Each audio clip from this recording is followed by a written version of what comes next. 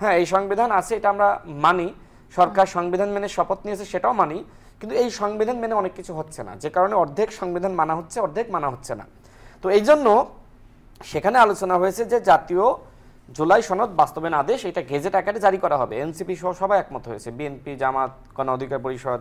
গণভোটের ব্যাপারে কিছু দ্বিমত আছে, যে কেউ বলছে নির্বাচনের আগে গণভোট করার জন্য, বাট এনসিপির দুই ধরনের মন্তব্য এসেছে। প্রথমত তারা বলল যে একই দিনে জাতীয় নির্বাচন এবং গণভোট সম্মত হলো, এরপরে তারা ইউটার্ন নিয়ে বলল যে না, গণভোট আগে হতে হবে। এখন আবার তারা বেশ সফট, তারা বলছে আগে পরে যখনই হোক সমস্যা নাই, বাট বিশেষ সাংবিধানিক অর্ডার, যেটা আমরা নামকরণ করেছি জাতীয় জুলাই সনদ বাস্তবায়ন আদেশ, এটা আগে জারি করতে হবে। এখন স্বাক্ষর ছাড়া তো এটা জারি করা যাবে না, এটা ঐক্যমত কমিশন তাদেরকে বুঝিয়েছে। এটা আপনাদের যুক্তি, আমি একটু শেষ করি। দেখেন, তারপরে তাদের সাথে আলোচনার ভিত্তিতে যে অঙ্গীকারনামা, সেখানে অন্তর্ভুক্ত করা হয়েছে যে এই জুলাই জাতীয় সনদের আইনগত ভিত্তি এবং সাংবিধানিক স্বীকৃতি দেওয়া হবে, এই কথাটা সেখানে অঙ্গীকারনামায় অন্তর্ভুক্ত করা আছে। তারপরেও এনসিপি কেন যায়নি আমি জানি না।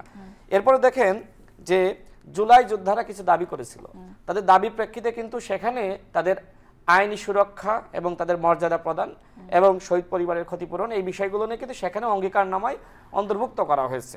সেখানে একটি লাইন ছিল, এখন জুলাই যোদ্ধারা মনে করছে এই লাইনের মাধ্যমে ভবিষ্যতে আমাদের বিচার হতে পারে।